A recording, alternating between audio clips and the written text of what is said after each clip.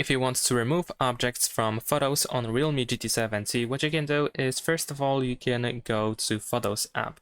You can use either the purple one made by Realme or even the Google app. In my case, I'm gonna use this purple one. Now we're gonna go to the photo that we wish to edit. I have this live photo over here, so I'm gonna press edit now. Go to AI editor in this case, and we have AI eraser. Press agree and continue if you go here for the first time, and then OK. And there we go. Now we have three options. We can use Smart Lasso in order to cut something out. We can also paint over or remove people. In my case, I'm gonna use Smart Lasso in order to remove this toy car. There we go. We have the recognition, and we are removing, and the subject is gone. Unfortunately, we have something left out.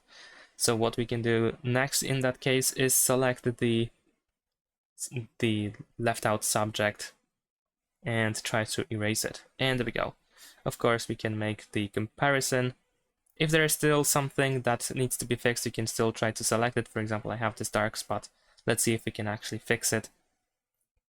And yeah, it looks a little bit better. So now we can press done in the bottom right corner, and then again in order to save the photo. Thanks for watching, leave a like and subscribe.